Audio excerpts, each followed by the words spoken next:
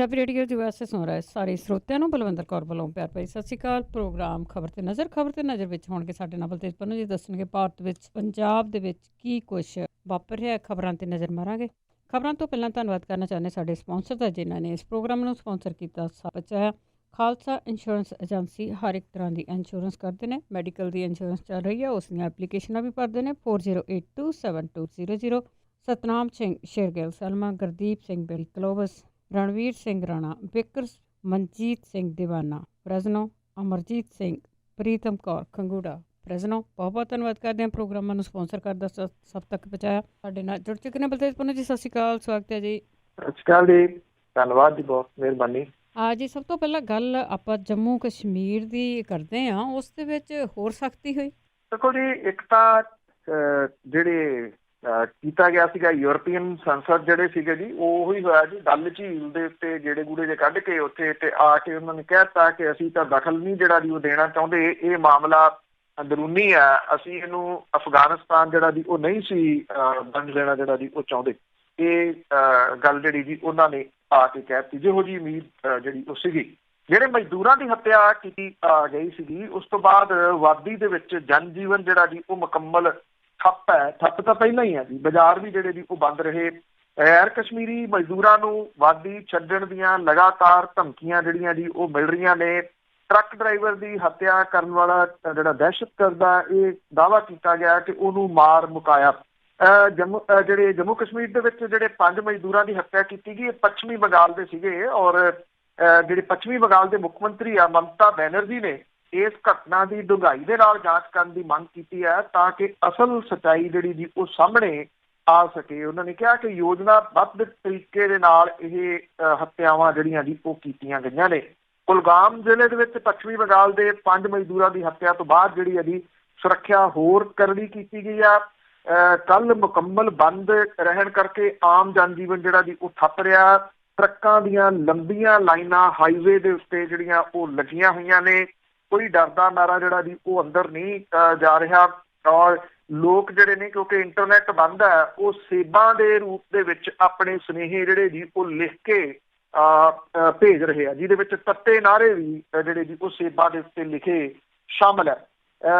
ਜਿਹੜੇ ਕਸ਼ਮੀਰ ਦੇ ਵਿੱਚ ਕਈ ਥਾਵਾਂ ਦੇ ਉੱਤੇ ਜਿਹੜੀਆਂ ਪੈਰਾਮਿਲਟਰੀ ਫੋਰਸਿਸ ਨੇ ਉਹਦੇ ਨਾਲ ਵੀ ਝੜਪਾਂ ਜਿਹੜੀਆਂ ਜੀ ਉਹ ਹੋਈਆਂ ਨੇ, ਜਿਹਦੇ ਵਿੱਚ ਇੱਕ ਤੋਂ ਦਹਿਸ਼ਤਗਰਦ ਜਿਹੜੇ ਨੇ ਉਹਨਾਂ ਦੇ ਮਾਰੇ ਜਾਣ ਦੀ ਖਬਰ ਵੀ ਜਿਹੜੀ ਆ ਉਹ ਆ ਰਹੀ ਆ ਲਗਾਤਾਰ। ਅੱਜ ਕਿਉਂਕਿ 88ਵਾਂ ਦਿਨ ਜਿਹੜਾ ਜੀ ਉਹ ਹੋ ਗਿਆ, ਜਨ ਜੀਵਨ ਜਿਹੜਾ ਜੀ ਉਸੇ ਤਰੀਕੇ ਦੇ ਨਾਲ ਉੱਥੇ ਪ੍ਰਭਾਵਿਤ ਹੈ। ਜੇ ਦੇਖਿਆ ਜਾਵੇ ਤਾਂ ਜਿਹੜਾ ਇਹ ਜੰਮੂ ਕਸ਼ਮੀਰ ਸੀਗਾ ਜੀ, ਉਹ ਅੱਧੀ ਰਾਤ ਤੋਂ ਇਹਦਾ ਰਾਜ ਦਾ ਦਰਜਾ ਖਤਮ ਹੋ ਗਿਆ। ਹੁਣ ਇਹ 2 ਕੇਂਦਰੀ ਸ਼ਾਸਿਤ ਪ੍ਰਦੇਸ਼ਾਂ ਦੇ ਵਿੱਚ ਜਿਹੜਾ ਜੀ ਆ ਗਿਆ, ਜੰਮੂ ਕਸ਼ਮੀਰ ਤੇ ਲਦਾਖ। ਇਹਦੇ ਵਿੱਚ ਜਿਹੜਾ ਜੀ ਉਹ ਵੰਡਿਆ ਗਿਆ ਬਕਾਇਦਾ ਤੌਰ ਦੇ ਉੱਤੇ ਜਿਹੜਾ ਜੀ। ਸੋ ਇੱਥੇ ਕੀ ਆਉਂਦੇ ਦਿਨਾਂ ਦੇ ਵਿੱਚ ਵਾਪਰਦਾ ਜੀ, ਕਿੱਧਰ ਨੂੰ ਕਹਾਣੀ ਜਾਂਦੀ ਹੈ, ਕੁਛ ਨਹੀਂ ਅਜੇ ਕਿਹਾ ਜਾ ਸਕਦਾ ਜੀ। ਤੇ ਅੱਗੇ ਗੱਲ ਕਰਦੇ ਹਾਂ ਨਵਜੋਤ ਸਿੰਘ ਸਿੱਧੂ ਦੀ, ਜਿਹੜਾ ਬਿਲਕੁਲ ਹੀ ਜ਼ੀਰੋ ਕਰ ਦਿੱਤਾ ਗਿਆ ਆਪਣੇ ਹੀ ਦੇਸ਼ ਵਿੱਚ, ਆਪਣੇ ਹੀ ਸਟੇਟ ਦੇ ਵਿੱਚ। ਪਰ ਇਮਰਾਨ ਖਾਨ ਵੱਲੋਂ ਸੱਦਾ ਮਿਲਣ ਤੇ ਫਿਰ ਵੱਡੀ ਚਰਚਾ ਵਿੱਚ। ਬਿਲਕੁਲ ਜੀ, ਜਿਹੜਾ ਐਕਚੁਅਲੀ ਇੱਥੇ ਸਿਆਸੀ ਪੱਖੋਂ ਹਾਲ ਦੀ ਘੜੀ ਹਾਸ਼ੀਏ ਤੇ ਧੱਕ ਦਿੱਤੇ ਗਏ ਨਵਜੋਤ ਸਿੰਘ ਸਿੱਧੂ ਹੋਰਾਂ ਦੀ ਬਾਤ ਤਾਂ ਕਾਂਗਰਸ ਹਾਈ ਕਮਾਂਡ ਨੇ ਵੀ ਨਹੀਂ ਫੜੀ, ਕਿਉਂਕਿ ਕਾਂਗਰਸ ਹਾਈ ਕਮਾਂਡ ਆਪ ਹੀ ਜਿਹੜਾ ਜੀ ਉਹ ਹਿੱਲ ਗਈ। ਉਹ ਅਜੇ ਵੀ ਉਸ ਸਦਮੇ ਚੋਂ ਬਾਹਰ ਨਹੀਂ ਆ ਰਹੀ ਜਿਹੜੀਆਂ ਲੋਕ ਸਭਾ ਦੀਆਂ ਚੋਣਾਂ ਦੇ ਦੌਰਾਨ ਉਹਨੂੰ ਸਦਮਾ ਜਿਹੜਾ ਜੀ ਉਹ ਲੱਗਿਆ। ਹੁਣ ਜਿਹੜੇ ਨਵਜੋਤ ਸਿੰਘ ਸਿੱਧੂ ਜਿਹੜੇ ਪਿਛਲੇ ਲੰਬੇ ਸਮੇਂ ਤੋਂ ਤੁਸੀਂ ਕਹਿ ਲਓ ਕਿ ਮੌਨ ਧਾਰੀ ਬੈਠੇ ਆ, ਉਹ ਨਾ ਕੋਈ ਗੱਲ ਜਿਹੜੀ ਕਰਦੇ ਆ, ਨਾ ਮੀਡੀਆ ਦੇ ਵਿੱਚ ਜਿਹੜਾ ਜੀ ਉਹ ਆ ਰਹੇ ਆ। ਟਾਵੀਆਂ ਉਹਨਾਂ ਨੇ ਮੀਟਿੰਗ ਜਿਹੜੀਆਂ ਜੀ ਉਹ ਜ਼ਰੂਰ ਕੀਤੀਆਂ ਨੇ, ਪਰ ਕਿਤੇ ਵੀ ਖੁੱਲ੍ਹ ਕੇ ਸਾਹਮਣੇ ਆ ਕੇ ਕੁਝ ਵੀ ਬੋਲੇ ਨਹੀਂ। ਜਿਹੜਾ ਇੱਥੋਂ ਵਫਦ ਜਾਣਾ ਉਹਦੇ ਵਿੱਚ ਨਵਜੋਤ ਸਿੰਘ ਸਿੱਧੂ ਹੋਰਾਂ ਦਾ ਨਾਮ ਹੈ ਨਹੀਂ ਸੀਗਾ, ਹੋਣ ਦੇ ਚਾਂਸਸ ਵੀ ਕੋਈ ਜਿਹੜੇ ਜੀ ਉਹ ਨਹੀਂ ਸੀਗੇ। ਸਮਝਿਆ ਜਾ ਰਿਹਾ ਸੀਗਾ ਕਿ ਸ਼ਾਇਦ ਨਵਜੋਤ ਸਿੰਘ ਸਿੱਧੂ ਹੋਰੀ ਬਿਲਕੁਲ ਗਾਇਬ ਜਿਹੜੇ ਜੀ ਉਹ ਰਹਿਣਗੇ, ਕਿਉਂਕਿ ਇਹ ਚਰਚਾ ਕਰਤਾਰਪੁਰ ਲਾਂਘੇ ਵਾਲਾ ਉਦੋਂ ਹੀ ਛਿੜਿਆ ਸੀਗਾ ਜਦੋਂ ਨਵਜੋਤ ਸਿੰਘ ਸਿੱਧੂ ਹੋਰੀ ਇਮਰਾਨ ਖਾਨ ਦੇ ਸਹੁੰ ਚੁੱਕ ਸਮਾਗਮ ਦੇ ਵਿੱਚ ਜਿਹੜਾ ਜੀ ਉਹ ਗਏ ਸੀ। ਤੇ ਉਹਨਾਂ ਦੇ ਵੱਲੋਂ ਜਿਹੜੇ ਉੱਥੇ ਫੌਜ ਦੇ ਮੁਖੀ ਨੇ ਕਮਰ ਬਾਜਵਾ, ਉਹਨਾਂ ਨੂੰ ਪਾਈ ਗਈ ਜੱਫੀ ਇੱਥੇ ਚਰਚਾ ਦਾ ਵਿਸ਼ਾ ਬਣ ਗਈ ਸੀ। ਤੇ ਉਹਨਾਂ ਨੇ ਇਹ ਗੱਲ ਕਹੀ ਸੀ ਕਿ ਉਹਨਾਂ ਨੂੰ ਤਾਂ ਬਾਜਵਾ ਨੇ ਜਦੋਂ ਇਹ ਦੱਸਿਆ ਸੀਗਾ ਕਿ ਕਰਤਾਰਪੁਰ ਲਾਂਘਾ ਅਸੀਂ ਖੋਲਣ ਲਈ ਤਿਆਰ ਹਾਂ, ਤੇ ਉਹਨਾਂ ਨੇ ਇਸ ਰਿਸਪੈਕਟ ਵਜੋਂ ਇਹ ਜੱਫੀ ਜਿਹੜੀ ਉਹ ਪਾ ਲਈ ਸੀਗੀ। ਬਹੁਤੇ ਲੋਕ ਇਹ ਸੋਚਦੇ ਆ ਕਿ ਕਰਤਾਰਪੁਰ ਲਾਂਘੇ ਦੇ ਖੁੱਲਣ ਦੇ ਮੌਕੇ ਦੇ ਉੱਤੇ ਨਵਜੋਤ ਸਿੰਘ ਸਿੱਧੂ ਨੂੰ ਬਿਲਕੁਲ ਜਿਹੜਾ ਜੀ ਉਹ ਗਾਇਬ ਕਰ ਦੇਣਾ, ਇਗਨੋਰ ਕਰ ਦੇਣਾ, ਉਹ ਠੀਕ ਨਹੀਂ। ਜਿਹੜੇ ਪਾਕਿਸਤਾਨ ਦੀ ਸਰਕਾਰ ਹੈ ਜੀ, ਉਹਦੇ ਵੱਲੋਂ ਪਾਕਿਸਤਾਨ ਦੇ ਪ੍ਰਧਾਨ ਮੰਤਰੀ ਇਮਰਾਨ ਖਾਨ ਦੇ ਜਿਹੜੇ ਜੀ ਉਹ ਫੈਸਲੇ ਦੇ ਮੁਤਾਬਕ ਜਿਹੜੇ ਸੈਨੇਟਰ ਨੇ ਜਾਵੇਦ ਖਾਨ ਨੇ ਨਵਜੋਤ ਸਿੰਘ ਸਿੱਧੂ ਹੋਰਾਂ ਦੇ ਨਾਲ ਫੋਨ ਦੇ ਉੱਤੇ ਗੱਲਬਾਤ ਕੀਤੀ ਹੈ। ਉਹਨਾਂ ਨੂੰ 9 ਤਰੀਕ ਨੂੰ ਜਿਹੜਾ ਇੱਥੇ ਪਾਕਿਸਤਾਨ ਵਾਲੀ ਸਾਈਡ ਦੇ ਉੱਤੇ ਕਰਤਾਰਪੁਰ ਦੇ ਲਾਂਘੇ ਦਾ ਉਦਘਾਟਨ ਪਾਕਿਸਤਾਨ ਦੇ ਪ੍ਰਧਾਨ ਮੰਤਰੀ ਨੇ ਕਰਨਾ, ਉਸ ਸਮਾਗਮ ਦੇ ਵਿੱਚ ਸ਼ਾਮਲ ਹੋਣ ਦੀ ਜਿਹੜਾ ਜੀ ਉਹ ਆਖਿਆ ਗਿਆ। ਰਿਪੋਰਟਾਂ ਵੀ ਦੱਸਦੀਆਂ ਨੇ ਕਿ ਨਵਜੋਤ ਸਿੰਘ ਸਿੱਧੂ ਨੇ ਇਹ ਸੱਦਾ ਪੱਤਰ ਪ੍ਰਵਾਨ ਕਰ ਲਿਆ। ਹੁਣ ਸਵਾਲ ਜਿਹੜਾ ਨਾ ਜੀ ਉਹ ਵੱਡਾ ਇਹ ਉੱਠੂਗਾ ਕਿ ਅਗਲਾ ਜਿਹੜਾ ਜੀ ਉਹ ਪੈਂਤ ਦਾ ਕੀ ਹੁੰਦਾ, ਕਿਉਂਕਿ ਨਵਜੋਤ ਸਿੰਘ ਸਿੱਧੂ ਹੋਰਾਂ ਨੂੰ ਪਰਮਿਸ਼ਨ ਜਿਹੜੀ ਆ ਜੀ ਉਹ ਇੱਧਰੋਂ ਭਾਰਤ ਵਾਲੀ ਸਾਈਡ ਤੋਂ ਵੀ ਲੈਣੀ ਪੈਣੀ ਆ।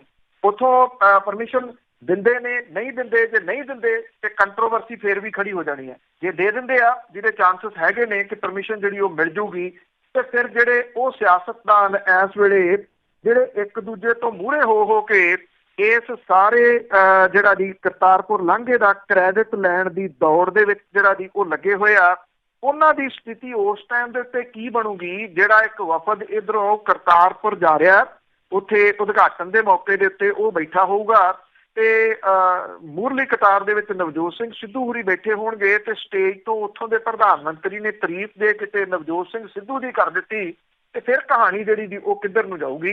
ਇਹਨੂੰ ਲੈ ਕੇ ਕਈ ਵਿਉਂਤਬੰਦੀਆਂ ਜਿਹੜੀਆਂ ਜੀ ਉਹ ਸਿਆਸਤਦਾਨਾਂ ਦੇ ਅੰਦਰ ਕੱਲ ਸ਼ਾਮ ਦੀਆਂ ਬਣਨੀਆਂ ਸ਼ੁਰੂ ਹੋ ਗਈਆਂ ਨੇ, ਜਦੋਂ ਤੋਂ ਇਹ ਸੱਦੇ ਵਾਲੀ ਖਬਰ ਜਿਹੜੀ ਹੈ ਜੀ ਉਹ ਆਈ ਹੈ। ਜੀ ਜੀ ਤੇ ਮੇਰੇ ਖਿਆਲ ਦੇ ਵਿੱਚ ਵੀ ਕੁਛ ਨਾ ਕੁਛ ਤਾਂ ਕੋਸ਼ਿਸ਼ ਜ਼ਰੂਰ ਕਰਨਗੇ। ਤੇ ਅੱਗੇ ਪ੍ਰਵਾਸੀ ਪੰਜਾਬੀਆਂ ਦੀ ਜੇ ਗੱਲ ਕਰੀਏ ਤਾਂ ਮਿੱਟੀ ਦਾ ਮੋਹ ਘਟਣ ਲੱਗਾ। ਦੇਖੋ ਜੀ, ਕੁਛ ਫਿਲਮ ਸਾਜ਼ਾਂ ਨੇ ਜਿਹੜੀਆਂ ਦੀ ਉਹ ਫਿਲਮਾਂ ਵੀ ਪਿਛਲੇ ਸਮੇਂ ਦੇ ਦੌਰਾਨ ਬਣਾਈਆਂ, ਮੋਹ ਭਰੀਆਂ, ਮਿੱਟੀ ਆਵਾਜ਼ਾਂ ਮਾਰਦੀ, ਉਹਨਾਂ ਫਿਲਮਾਂ ਨੇ ਮੋਟੀ ਕਮਾਈ ਵੀ ਜਿਹੜੀ ਸੀ ਉਹ ਕੀਤੀ, ਜਿਹਦੇ ਵਿੱਚ ਜੜ੍ਹਾਂ ਦੇ ਨਾਲ ਜੁੜੇ ਰਹਿਣ ਦੀ ਗੱਲ ਸੀ, ਜਾਂ ਭੂ ਹੇਰਵਾ ਜਿਹੜਾ ਪ੍ਰਵਾਸੀ ਹੰਡਾਉਂਦੇ ਆ ਉਹਦੀ ਗੱਲ ਜਿਹੜੀ ਦੀ ਉਹ ਕੀਤੀ ਗਈ ਸੀਗੀ। ਮਾਹੌਲ ਜਿਹੜਾ ਜੀ ਉਹ ਬਦਲ ਰਿਹਾ, ਸਮਾਂ ਬਦਲ ਰਿਹਾ। ਇਹਦੇ ਕਈ ਕਾਰਨ ਨੇ।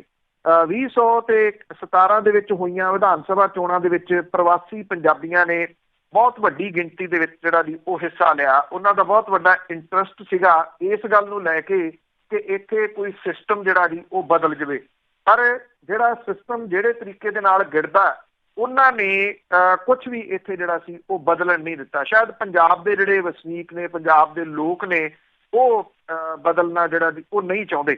ਇਹਦੇ ਤੋਂ ਕਿਤੇ ਨਾ ਕਿਤੇ ਪ੍ਰਵਾਸੀ ਪੰਜਾਬੀਆਂ ਦਾ ਜਿਹੜਾ ਮੋਹ ਆ ਉਹ ਘਟਿਆ ਪੰਜਾਬ ਤੋਂ, ਇਹ ਇੱਕ ਕਾਰਨ ਹੈ। ਦੂਸਰਾ ਕਾਰਨ ਜਿਹੜਾ ਜੀ ਵੱਡੀ ਗਿਣਤੀ ਦੇ ਵਿੱਚ ਜਿਹੜਾ ਨੌਜਵਾਨ ਵਰਗ ਹੈ ਉਹਦਾ ਪ੍ਰਦੇਸ਼ਾਂ ਵਿੱਚ ਚੰਗੇ ਜ਼ਿੰਦਗੀ ਦੇ ਭਾਲ ਦੇ ਵਾਸਤੇ ਜਿਹੜਾ ਜੀ ਉਹ ਸਟੂਡੈਂਟ ਦੇ ਤੌਰ ਦੇ ਉੱਤੇ, ਸਟੱਡੀ ਸਿਸਟਮ ਦੇ ਤੌਰ ਦੇ ਉੱਤੇ ਜਿਹੜਾ ਜੀ ਉਹ ਚਲੇ ਜਾਣਾ, ਇਹ ਵੀ ਇੱਕ ਕਾਰਨ ਹੈ।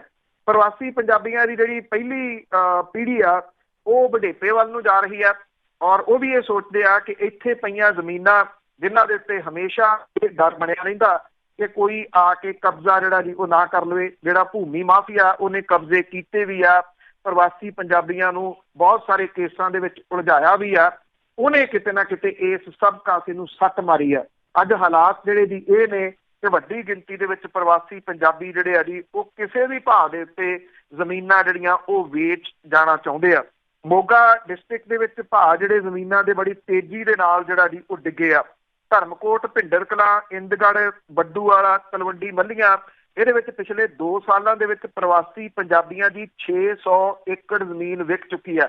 ਉਹ ਇੱਥੋਂ ਕੰਪਲੀਟਲੀ ਜਿਹੜਾ ਜੀ ਉਹ ਵੇਚ ਕੇ ਜ਼ਮੀਨ ਚਲੇ ਗਏ ਆ। ਅੱਜ ਕੱਲ੍ਹ ਵੀ ਵੱਡੀ ਗਿਣਤੀ ਦੇ ਵਿੱਚ ਇੱਥੇ ਜਿਹੜਾ ਜੀ ਉਹ ਆਏ ਹੋਏ ਆ, ਔਰ ਇਸ ਖੇਤਰ ਦੇ ਵਿੱਚ ਜ਼ਮੀਨਾਂ ਦੇ ਭਾਅ ਜਿਹੜੇ ਜੀ ਉਹ ਡਿੱਗ ਪਏ ਆ ਹੋਰ, ਕਿਉਂਕਿ ਜਿਹੜੇ ਖਰੀਦਣ ਵਾਲੇ ਆ ਉਹ ਇਹ ਸੋਚਦੇ ਆ ਕਿ ਟੱਕ ਤਾਂ ਵਿਕਣਾ ਹੀ ਆ, ਫਿਰ ਹੋਰ ਥੋੜਾ ਜਿਹਾ ਜਿਹੜਾ ਜੀ ਉਹ ਥੱਲੇ ਕਿਉਂ ਨਾ ਇਹਨੂੰ ਜਿਹੜਾ ਕਰਵਾ ਲਿਆ ਜਾਵੇ, ਜਾਂ ਫਿਰ ਕਰ ਲਿਆ ਜਿਹੜਾ ਜੀ ਉਹ ਜਾਵੇ। ਜ਼ਮੀਨਾਂ ਦੇ ਭਾਅ ਜਿਹੜੇ ਜੀ ਹੋਰ ਡਿੱਗ ਰਹੇ ਆ। ਜਿਹੜੇ ਬੈਂਕਰ ਇੱਕ ਦੱਸ ਰਹੇ ਸਨ ਕਿ ਪਿਛਲੇ 7-8 ਮਹੀਨਿਆਂ ਦੇ ਵਿੱਚ ਇੰਨਾ ਪੈਸਾ ਪੰਜਾਬ ਦੇ ਬੈਂਕਾਂ ਚੋਂ ਨਿਕਲ ਗਿਆ ਜਿੰਨਾ ਪਿਛਲੇ 7-8 ਸਾਲਾਂ ਦੇ ਦੌਰਾਨ ਜਿਹੜਾ ਜੀ ਉਹ ਨਹੀਂ ਨਿਕਲਿਆ। ਕਿਤੇ ਨਾ ਕਿਤੇ ਜਿਹੜਾ ਜੀ ਇਨਸਿਕਿਉਰਿਟੀ ਪ੍ਰਵਾਸੀ ਪੰਜਾਬੀਆਂ ਦੇ ਮਨਾਂ ਦੇ ਅੰਦਰ ਜਿਹੜੀ ਜੀ ਉਹ ਵੜ ਗਈ ਆ। ਜੇ ਇਉਂ ਜਿਹੜਾ ਜੀ ਇਹ ਭਾਈਚਾਰਾ ਏਡੇ ਵੱਡੇ ਪੱਧਰ ਦੇ ਉੱਤੇ ਇੱਥੋਂ ਨਿਕਲ ਜੂਗਾ ਤਾਂ ਫਿਰ ਪੰਜਾਬ ਦੇ ਹਾਲਾਤ ਜਿਹੜੇ ਜੀ ਉਹ ਕੀ ਬਣਨੇ ਆ, ਇਹ ਮਹਿਜ਼ ਜਿਹੜਾ ਜੀ ਉਹ ਸੋਚੇ ਹੀ ਜਿਹੜਾ ਜੀ ਉਹ ਜਾ ਸਕਦੇ ਆ। ਕੋਈ ਸਮਾਂ ਸੀ ਜਦੋਂ ਪ੍ਰਵਾਸੀ ਪੰਜਾਬੀ ਵੱਡੇ ਮਾਤਰਾ ਦੇ ਵਿੱਚ ਜਿਹੜਾ ਜੀ ਇੱਥੇ ਪੈਸਾ ਭੇਜਦੇ ਸੀਗੇ, ਪਰ ਹੁਣ ਜਿਹੜੇ ਜੀ ਬਦਲੇ ਹੋਏ ਹਾਲਾਤਾਂ ਦੇ ਵਿੱਚ 48,000 ਕਰੋੜ ਰੁਪਈਆ ਸਾਲਾਨਾ ਸਟੂਡੈਂਟ ਦੇ ਰੂਪ ਦੇ ਵਿੱਚ ਉਹਨਾਂ ਦੇ ਦਾਖਲਾ ਫੀਸਾਂ ਦੇ ਰੂਪ ਦੇ ਵਿੱਚ ਪੰਜਾਬ 'ਚੋਂ ਜਾ ਰਿਹਾ। ਕੋਈ ਕਰੀਬ 28,000 ਕਰੋੜ ਰੁਪਈਆ ਸਾਲਾਨਾ ਉਹਨਾਂ ਦੇ ਮਾਪੇ ਪਿੱਛੇ ਫੀਸਾਂ ਦੇ ਰੂਪ ਦੇ ਵਿੱਚ ਜਿਹੜਾ ਜੀ ਉਹ ਭੇਜਦੇ ਆ। ਇੰਨਾ ਪੈਸਾ ਜਿਹੜਾ ਜੀ ਇੰਨੀ ਮਨੀ ਡਰੇਨ ਜਿਹੜੀ ਉਹ ਹੋ ਰਹੀ ਆ। ਔਰ ਜਿਹੜੇ ਪੀੜ੍ਹੀ ਬਜ਼ੁਰਗ ਹੋ ਗਈ ਉਹ ਵੀ ਇਹ ਸੋਚਦੀ ਆ ਕਿ ਇੱਥੋਂ ਜ਼ਮੀਨਾਂ ਵੇਚ ਕੇ ਉੱਥੇ ਘਰ ਵਗੈਰਾ ਆਪਣੇ ਜਿਹੜਾ ਜੀ ਉਹ ਫ੍ਰੀ ਕੀਤੇ ਜਾਣ। ਇਹ ਵੀ ਇੱਕ ਕਿਤੇ ਨਾ ਕਿਤੇ ਕਾਰਨ ਹੈ। ਪਹਿਲਾਂ ਕੁਝ ਸਾਲਾਂ ਤੱਕ ਹਰ ਵਾਰੇ ਸਰਕਾਰਾਂ ਪ੍ਰਵਾਸੀ ਸੰਮੇਲਨ ਜਾਂ ਪ੍ਰਵਾਸੀ ਪੰਜਾਬੀਆਂ ਦੀਆਂ ਮੁਸ਼ਕਲਾਂ ਸੁਣਨ ਦੇ ਵਾਸਤੇ ਕੋਈ ਸਮਾਗਮ ਕਰਾਉਂਦੀ ਸੀ, ਜਿਹੜੇ ਕਿ ਪਿਛਲੇ ਕਈ ਸਾਲਾਂ ਤੋਂ ਤਕਰੀਬਨ ਗਾਇਬ ਹੋ ਗਿਆ। ਇਹਨੇ ਵੀ ਪ੍ਰਵਾਸੀ ਪੰਜਾਬੀਆਂ ਤੇ ਸਰਕਾਰ ਦੇ ਵਿਚਾਲੇ ਜਿਹੜੀ ਇੱਕ ਕੜੀ ਸੀ ਉਹਨੂੰ ਤੋੜਨ ਦੇ ਵਿੱਚ ਇੱਕ ਵੱਡਾ ਰੋਲ ਜਿਹੜਾ ਜੀ ਉਹ ਅਦਾ ਕੀਤਾ, ਜਿਹਦੇ ਕਰਕੇ ਹੁਣ ਜਿਹੜੀ ਆ ਜੀ ਮਿੱਟੀ ਪੰਜਾਬ ਦੀ ਉਹ ਪ੍ਰਵਾਸੀਆਂ ਨੂੰ ਆਵਾਜ਼ ਘੱਟ ਮਾਰ ਰਹੀ ਹੈ। ਬਿਲਕੁਲ ਜੀ, ਵੈਸੇ ਵੀ ਪ੍ਰਵਾਸੀ ਡਰਨ ਲੱਗ ਗਿਆ ਕਿ ਜੇ ਸਾਡੇ ਬੱਚੇ ਉੱਥੇ ਜਾਣਗੇ ਤਾਂ ਕੋਈ ਪਤਾ ਨਹੀਂ ਕਿਹੜਾ ਕੇਸ ਪਾ ਕੇ NRI ਨੂੰ ਅੰਦਰ ਕਰ ਦੇਣਾ ਹੈ ਤੇ ਉਹਨਾਂ ਨੂੰ ਬਾਹਰ ਨਿਕਲ ਕੇ ਕਈ ਸਾਲ ਜੇਲ੍ਹ ਦੇ ਵਿੱਚ ਬਿਤਾਉਣੇ ਪੈਣਗੇ। ਇਹ ਵੀ ਇੱਕ ਬਹੁਤ ਵੱਡਾ ਕਾਰਨ ਹੈ। ਅਤੇ ਅੱਗੇ ਬੇਅਦਬੀ ਮਾਮਲੇ ਦੀ ਜੇ ਗੱਲ ਕਰੀਏ ਤਾਂ ਉਸ ਦੇ ਵਿੱਚ CBI ਦੀ ਜਿਹੜੀ ਸੁਣਵਾਈ ਆ ਅਦਾਲਤ ਵਿੱਚ ਹੋ ਰਹੀ ਹੈ। ਦੇਖੋ ਜੀ, ਇਹ ਮਾਮਲਾ ਜਿਹੜਾ ਜੀ ਉਹ ਸੁਣਵਾਈ ਦੇ ਅਧੀਨ ਹੈ। ਇਹਦੇ ਵਿੱਚੋਂ ਨਿਕਲਣਾ ਕੀ ਹੈ ਜੀ, ਇਹ ਤਾਂ ਜਿਸ ਤਰੀਕੇ ਦੇ ਨਾਲ ਇਹ ਚੱਲ ਰਿਹਾ, ਜਿੱਧਰ ਨੂੰ ਜਿਹੜਾ ਜੀ ਉਹ ਚੱਲ ਰਿਹਾ, ਬਹੁਤੀ ਤਾਂ ਹੁਣ ਲੋਕ ਵੀ ਇਸ ਮਾਮਲੇ ਦੇ ਉੱਤੇ ਬੇਆਸ ਜਿਹੜੇ ਆ ਉਹ ਹੋ ਗਏ ਹੋਏ ਆ। ਮੋਹਾਲੀ ਦੀ ਵਿਸ਼ੇਸ਼ ਅਦਾਲਤ ਦੇ ਵਿੱਚ ਜਿਹੜੀ ਜੀ ਸੁਣਵਾਈ ਦੇ ਦੌਰਾਨ ਰਾਮਪੁਰਾ ਫੂਲ ਤੋਂ ਸਾਬਕਾ ਵਿਧਾਇਕ ਹਰਬੰਸ ਸਿੰਘ ਜਲਾਲ ਦੀ ਅਰਜ਼ੀ ਦੇ ਉੱਤੇ ਬਹਿਸ ਜਿਹੜੀ ਹੋਈ, ਪੰਜਾਬ ਸਰਕਾਰ ਦੇ ਵੱਲੋਂ ਪੇਸ਼ ਹੋਏ ਜਿਹੜੇ ਸਰਕਾਰੀ ਵਕੀਲ ਸੀਗੇ, ਉਹਨੇ ਤਿੰਨੇ ਸ਼ਿਕਾਇਤ ਜਿਹੜੇ ਕਰਤਾਵਾਂ ਨੇ ਉਹਨਾਂ ਦੇ ਵਕੀਲਾਂ ਨੇ ਜਲਾਲ ਦਾ ਇਸ ਕੇਸ ਦੇ ਵਿੱਚ ਧਿਰ ਬਣਨ ਦਾ ਵਿਰੋਧ ਕਰਦਿਆਂ ਹੋਇਆ ਕਿਹਾ ਕਿ ਉਹਨਾਂ ਨੂੰ ਇਸ ਮਾਮਲੇ ਦੇ ਵਿੱਚ ਧਿਰ ਬਣਨ ਦਾ ਕੋਈ ਹੱਕ ਜਿਹੜਾ ਜੀ ਉਹ ਨਹੀਂ ਆ। ਇਹ ਪੰਜਾਬ ਸਰਕਾਰ ਦੇ ਸਰਕਾਰੀ ਵਕੀਲ ਜਿਹੜਾ ਜੀ ਉਹ ਕਹਿ ਰਿਹਾ ਕਿ ਜਲਾਲ ਨੂੰ ਇਹਦੇ ਵਿੱਚ ਧਿਰ ਬਣਨ ਦਾ ਕੋਈ ਹੱਕ ਨਹੀਂਗਾ। ਇੱਥੇ ਇਹ ਨਹੀਂ ਭੁੱਲਣਾ ਚਾਹੀਦਾ ਕਿ ਜਿਹੜਾ ਇਹ ਹਰਬੰਸ ਸਿੰਘ ਜਲਾਲ ਹੈ ਉਹਦਾ ਜ਼ਿਕਰ ਜਸਟਿਸ ਰਣਜੀਤ ਸਿੰਘ ਕਮਿਸ਼ਨ ਦੀ ਰਿਪੋਰਟ ਦੇ ਵਿੱਚ ਸੀਗਾ ਤੇ ਉਹਦੇ ਬੇਅਦਬੀ ਮਾਮਲਿਆਂ ਦੇ ਵਿੱਚ SIT ਜਿਹੜੀ ਬਣੀ ਆ ਉਹਦੇ ਵਿੱਚ ਵੀ ਹੈਗਾ ਜੀ। ਸਰਕਾਰੀ ਵਕੀਲ ਜਿਹੜਾ ਜੀ ਉਹਨੇ ਅਦਾਲਤ ਦੇ ਵਿੱਚ ਕਿਹਾ ਕਿ ਪੰਜਾਬ ਸਰਕਾਰ ਦੇ ਵੱਲੋਂ ਜਦੋਂ ਬੇਅਦਬੀ ਮਾਮਲਿਆਂ ਸੰਬੰਧੀ ਸਿੱਟ ਦਾ ਗਠਨ ਕੀਤਾ ਗਿਆ ਸੀ ਤਾਂ ਉਦੋਂ ਸਾਬਕਾ ਵਿਧਾਇਕ ਜਾਂਚ ਟੀਮ ਦੇ ਸਾਹਮਣੇ ਕਿਉਂ ਨਹੀਂ ਆਏ, ਹਾਲਾਂਕਿ ਉਹ ਗਏ ਸੀਗੇ ਜੀ। ਇੱਥੇ ਉਹਨੇ ਜਿਹੜਾ ਪੁਆਇੰਟ ਉਠਾਇਆ, ਉਹਨੇ ਕਿਹਾ ਕਿ ਨਹੀਂ ਆਏ। CBI ਦੇ ਵਕੀਲ ਨੇ ਇਹ ਕਿਹਾ ਕਿ ਜਲਾਲ ਨੂੰ ਇਸ ਮਾਮਲੇ ਦੇ ਵਿੱਚ ਹੁਣ ਧਿਰ ਬਣਨ ਦੀ ਕੋਈ ਤੁਕ ਨਹੀਂ ਬਣਦੀ। ਸ਼ਿਕਾਇਤਕਰਤਾਵਾਂ ਦੇ ਵਕੀਲਾਂ ਨੇ ਕਿਹਾ ਕਿ ਜਲਾਲ ਦਾ ਧਿਰ ਬਣਨਾ ਇੱਕ ਸਿਆਸੀ ਸਟੰਟ ਹੈ।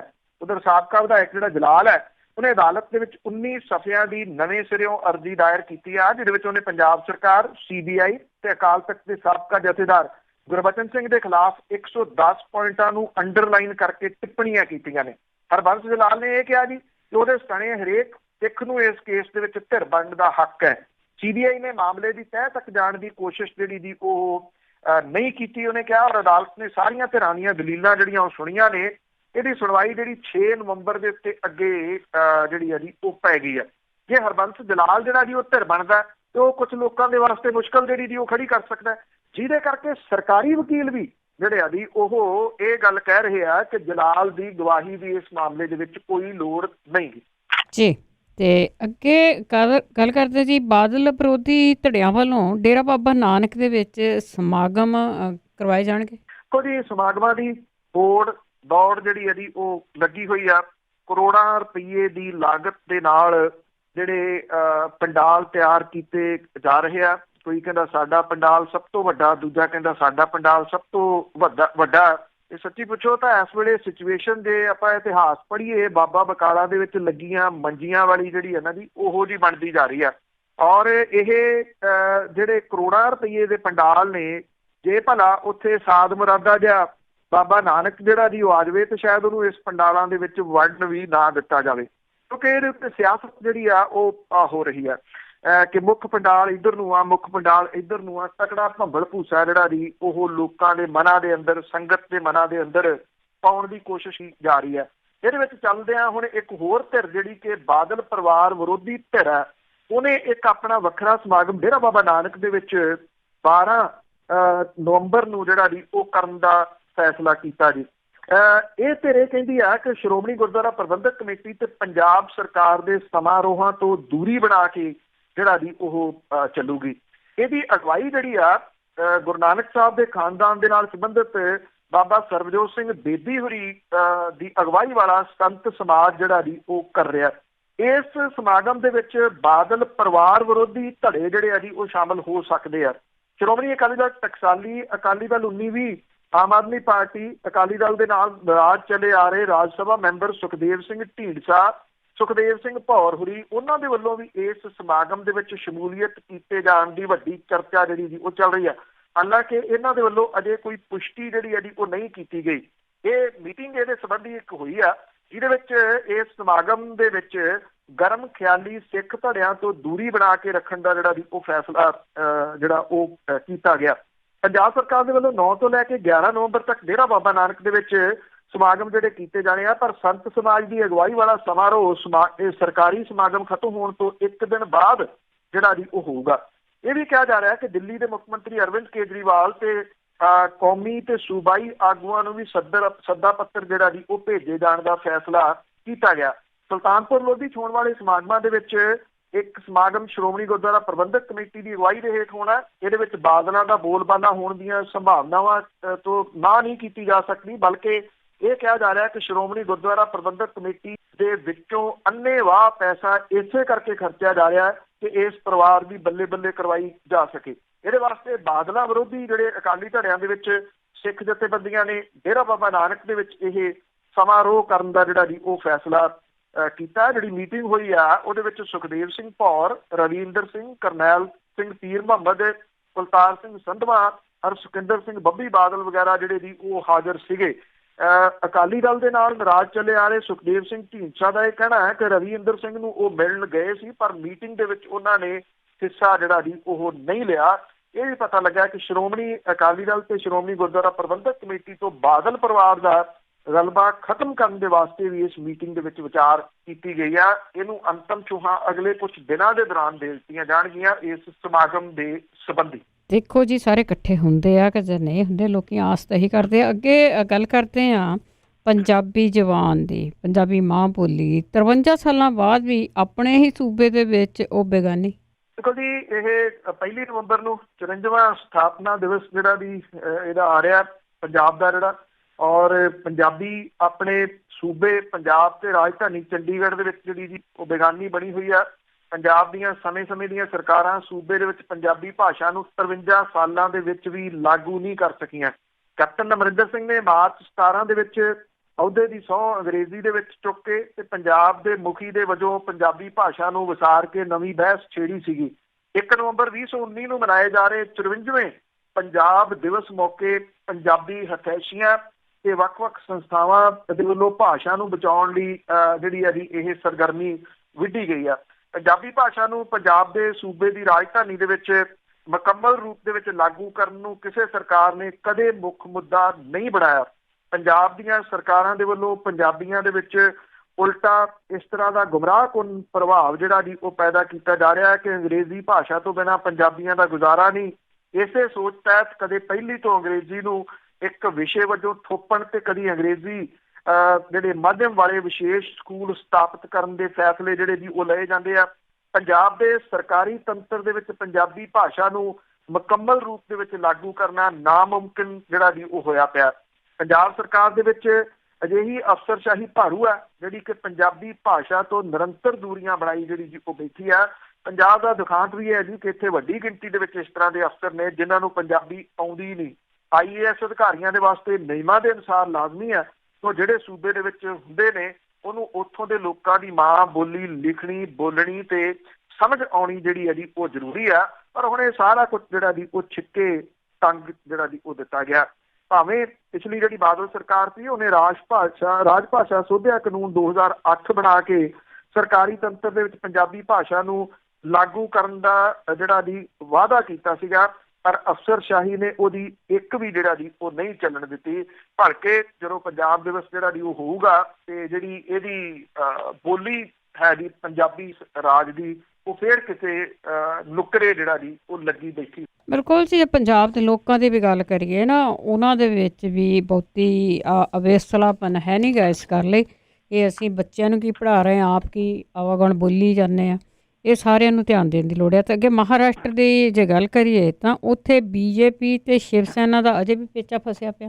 ਬਿਲਕੁਲ ਜੀ, ਬੇਸ਼ੱਕ ਜਿਹੜੀ ਸ਼ਿਵ ਸੈਨਾ ਤੇ ਭਾਰਤੀ ਜਨਤਾ ਪਾਰਟੀ ਦੇ ਨੇਤਾਵਾਂ ਦੇ ਵਿੱਚ ਮੀਟਿੰਗ ਹੋਣੀ ਸੀਗੀ ਉਹ ਰੱਦ ਕਰ ਦਿੱਤੀ ਜਿਹੜੀ ਸ਼ਿਵ ਸੈਨਾ ਨੇ। ਸ਼ਿਵ ਸੈਨਾ ਕਹਿੰਦੀ ਆ ਕਿ ਭਾਜਪਾ ਦੀ ਪਹਿਲ ਦਾ ਉਹ ਇੰਤਜ਼ਾਰ ਕਰ ਰਹੇ ਆ। ਅਮਿਤ ਸ਼ਾਹ ਦਾ ਅਜੇ ਤੱਕ ਜਿਹੜਾ ਜੀ ਉਹ ਕਹਿੰਦੇ ਫੋਨ ਨਹੀਂ ਜਿਹੜਾ ਜੀ ਉਹ ਆਇਆ ਉਧਵ ਠਾਕਰੇ ਨੂੰ। ਦੂਜੇ ਪਾਸੇ ਕੁਝ ਚੈਨਲ ਜਿਹੜੇ ਜੀ ਉਹ ਕਹਿੰਦੇ ਆ ਕਿ ਦੇਵੇਂਦਰ ਫੜਨਵੀਸ ਤੇ ਉਧਵ ਠਾਕਰੇ ਦੇ ਵਿਚਾਲੇ ਫੋਨ ਦੇ ਉੱਤੇ ਗੱਲਬਾਤ ਜਿਹੜੀ ਉਹ ਹੋਈ ਆ।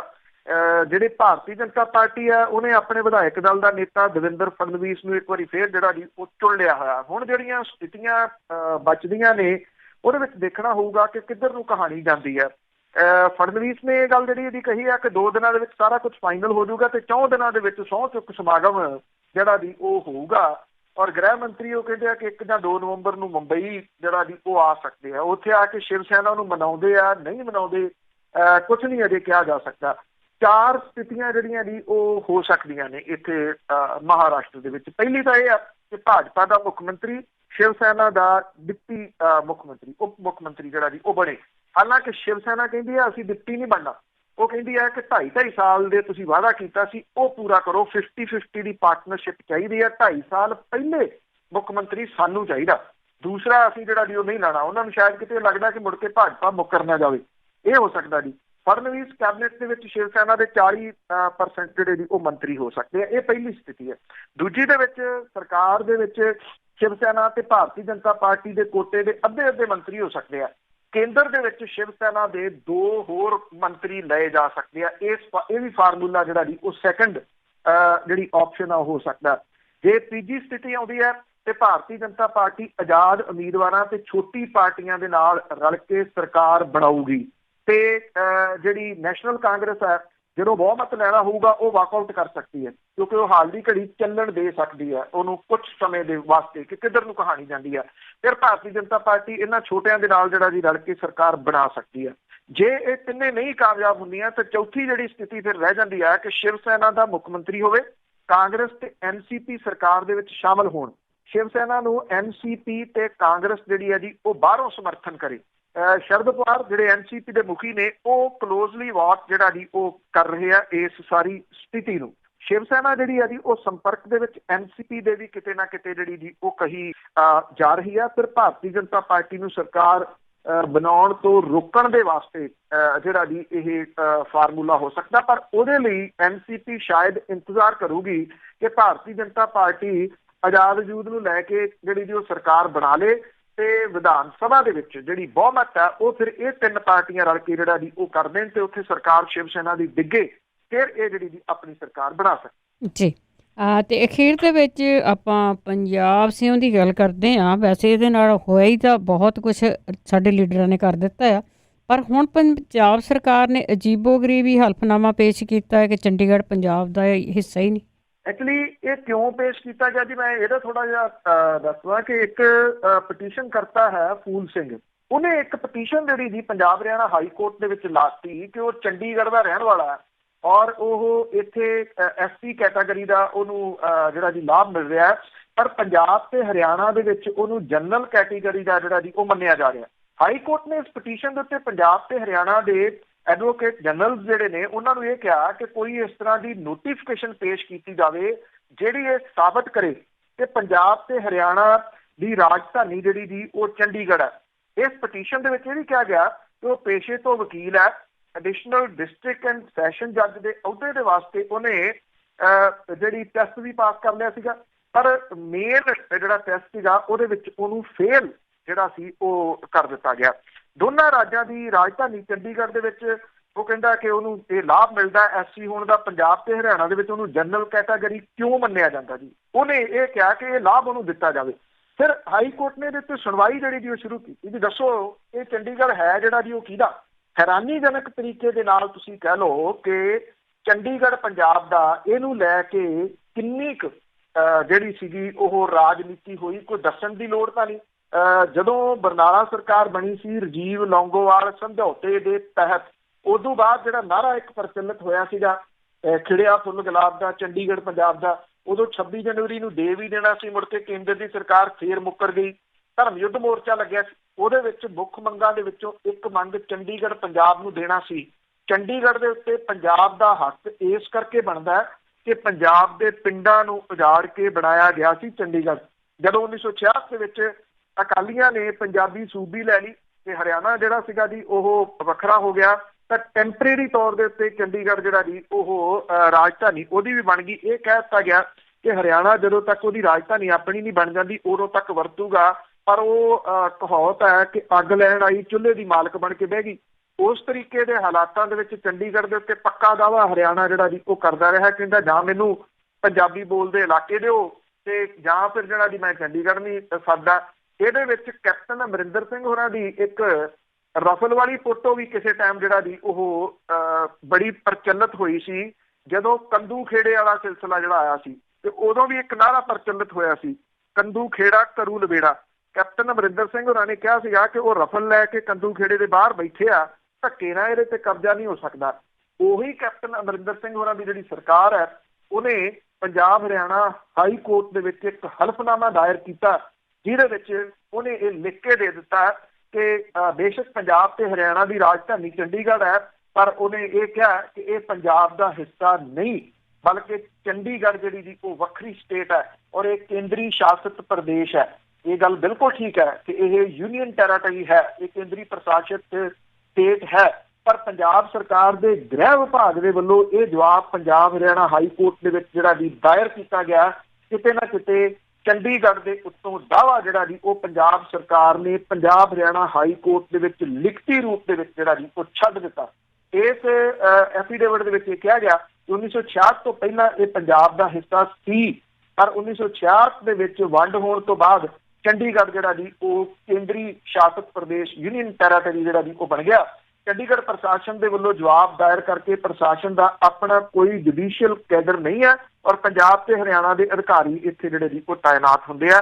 ਕਿਸੇ ਨੂੰ ਇਹ ਲੱਗਦਾ ਹੋਵੇ ਕਿ ਇਹ ਮਹਿਜ਼ ਜਿਹੜਾ ਜੀ ਖਹਿੜਾ ਛਡਾਉਣ ਦੇ ਵਾਸਤੇ ਕੀਤਾ ਗਿਆ, ਪਰ ਕਿਉਂਕਿ ਜਿਹੜੀ ਲਿਖਤੀ ਰੂਪ ਦੇ ਵਿੱਚ ਲੱਗ ਗਈ, ਅਦਾਲਤ ਦੇ ਵਿੱਚ ਲੱਗ ਗਈ, ਸਰਕਾਰ ਦੇ ਵੱਲੋਂ ਲੱਗ ਗਈ, ਆਉਂਦੇ ਦਿਨਾਂ ਦੇ ਦੌਰਾਨ ਇਹ ਮਾਮਲਾ ਜਿਹੜਾ ਜੀ ਉਹ ਭਖ ਸਕਦਾ ਆ। ਪਿਛਲੀ ਜਿਹੜੀ ਸਰਕਾਰ ਸੀ ਅਕਾਲੀ ਬੀਜੇਪੀ, ਉਹਨਾਂ ਨੇ ਕੀ ਕੀਤਾ ਸੀਗਾ ਕਿ ਚੰਡੀਗੜ੍ਹ ਦੇ ਵਿੱਚੋਂ ਜਿੰਨੇ ਅਹਿਮ ਦਫ਼ਤਰ ਸੀ ਸਾਰੇ ਕੱਢ ਲਿਆਂਦੇ, ਉਹ ਲਿਆ ਕੇ ਮੋਹਾਲੀ ਦੇ ਵਿੱਚ ਜਿਹੜੇ ਜੀ ਉਹ ਸਥਾਪਿਤ ਕਰ ਲਏ। ਇੱਕ ਦਾਅਵਾ ਉਹ ਛੱਡਣਾ ਸੀ ਤੇ ਹੁਣ ਰਹਿੰਦੀ ਖੁੰਦੀ ਕਸਰ ਜਿਹੜੀ ਜੀ ਉਹ ਮੌਜੂਦਾ ਸਰਕਾਰ ਨੇ ਕਰਤੀ। ਪਤਾ ਨਹੀਂ ਲੋਕ ਕਿੰਨਾ ਚਿਰ ਧੋਖੇ ਵਿੱਚ ਰਹਿਣਗੇ। ਬਹੁਤ ਬਹੁਤ ਧੰਨਵਾਦ ਬਲਤੇਜ ਪੰਨੂ ਜੀ, ਬੜੀ ਮਿਹਰਬਾਨੀ, ਧੰਨਵਾਦ ਜੀ, ਸਤਿ ਸ਼੍ਰੀ ਅਕਾਲ। ਸਤਿ ਸ਼੍ਰੀ ਅਕਾਲ ਜੀ। ਦੱਸੋ ਤੇ ਸਨ ਸਾਡੇ ਨਾਲ ਜੁੜੇ ਬਲਤੇਜ ਪੰਨੂ ਜੀ। ਇਸੇ ਦੇ ਨਾਲ ਸਾਡਾ ਅੱਜ ਦਾ ਬੁਲਟਨ ਇੱਥੇ ਹੀ ਸਮਾਪਤ। ਹੁਣ ਬਲਵਿੰਦਰ ਕੌਰ ਵੱਲੋਂ ਵੀ ਆਪ ਸਭ ਨੂੰ ਹੀ ਸਤਿ ਸ਼੍ਰੀ ਅਕਾਲ।